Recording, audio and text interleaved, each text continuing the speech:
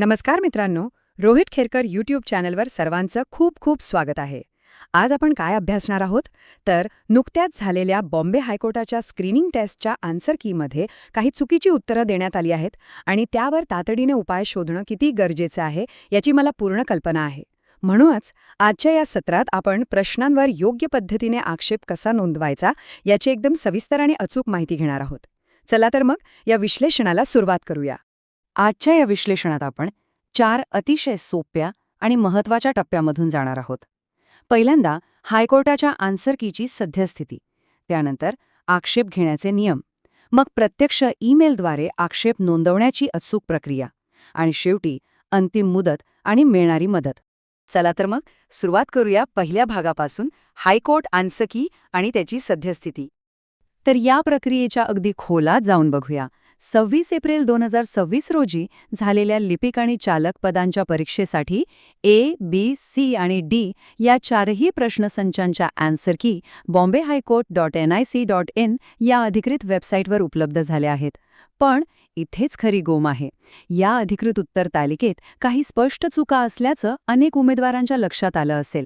हा गोंधळ उडणं अगदी साहजिक आहे आणि म्हणूनच या चुका दुरुस्त करण्यासाठी आपल्याला योग्य आणि अचूक पावले उचलायची आहेत.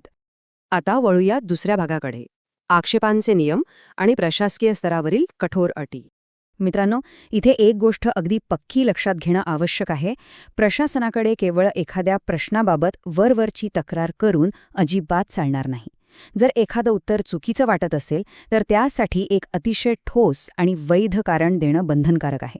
नुसतं कारण देऊनही भागणार नाही बरं का, तर त्या कारणाला पुष्टी देणारा अधिकृत कागदोपत्री पुरावा जोडावा लागेल आणि तोही फक्त आणि फक्त PDF म्हणजेच PDF फॉर्मॅटमध्येच. आणि हे अगदी उत्तम प्रकारे स्पष्ट करतं की एका वैध आणि अवैध सबमिशनमध्ये किती मोठा फरक असतो. जर योग्य कारण आणि PDF पुराव्यासह ईमेल पाठवला तरच तो ग्राह्य धरला जाईल. पण जर ईमेलमध्ये पुरावा नसेल किंवा स्पष्टीकरण नसेल तर तो आक्षेप पूर्णपणे फेटाळला जाईल, त्याचा अजिबात विचार केला जाणार नाही. त्यामुळे घाईगडबड न करता आपला अर्ज एकदम परिपूर्ण असण्यावर भर दिला पाहिजे. आता पाहूया आपला तिसरा भाग, प्रत्यक्ष ईमेल प्रक्रिया आणि ती टप्प्याटप्प्याने कशी पूर्ण करायची. ही एक अत्यंत सोपी पण एकदम लॉजिकल अशी टप्प्याटप्प्याने जाणारी प्रक्रिया आहे. लक्ष देऊ नये का? पहिल्या टप्प्यात तो विशिष्ट प्रश्न आणि त्याचे पर्याय स्पष्टपणे लिहायचे आहेत. दुसऱ्या टप्प्यात ते उत्तर का चुकीचं आहे याचं ठोस आणि वैध कारण मांडायचं आहे. तिसऱ्या टप्प्यात PDF पुरावा अटॅच करायचा आहे. आणि चौथ्या व अंतिम टप्प्यात हा संपूर्ण ड्राफ्ट recruitment@bhc.gov.in या रिक्रुटमेंट विभागाच्या ईमेल आयडीवर पाठवायचा आहे. रचना अचूक असेल तर आक्षेप नक्कीच नोंदवला जाईल. आता वळूया शेवटच्या आणि चौथ्या भागाकडे, अंतिम मुदत आणि उमेदवारांसाठी उपलब्ध असलेली मदत. तर इथला सर्वात महत्त्वाचा आणि क्रुशियल पॉइंट म्हणजे ही तारीख डोक्यात अगदी पक्की बसवून घ्या. 30 एप्रिल 2026. आणि नुसती तारीख नाही तर सायंकाळी 5 वाजेपर्यंतची काटेकोर वेळ. या डेडलाईननंतर आलेले कोणतेही आक्षेप हायकोर्टाकडून स्वीकारले जाणार नाहीत. त्यामुळे वेळ अत्यंत कमी आहे आणि ही प्रक्रिया तातडीने पूर्ण करणं अत्यंत आवश्यक आहे. पण अजिबात टेन्शन घेऊ नका, पुराव्यांसाठी धावपळ करण्याची काहीच गरज नाही. मूळ माहितीनुसार एक अतिशय दिलासादायक बाब समोर आली आहे. विठ्ठल जोशी टेलिग्राम चॅनलवर प्रश्नांची संपूर्ण यादी आणि रेडीमेड PDF पुरावे उपलब्ध करून दिले जाणार आहेत. त्यामुळे पुस्तके शोधत बसण्यात मौल्यवान वेळ वाया जाणार नाही. मित्रांनो, प्रयत्नांती परमेश्वर हे नेहमी लक्षात ठेवा. योग्य दिशेने केलेले प्रयत्न नक्कीच यश देतात.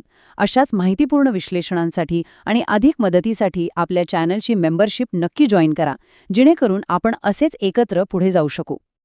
तर सगळी माहिती आता अत्यंत सुटसुटीतपणे मांडलेली आहे.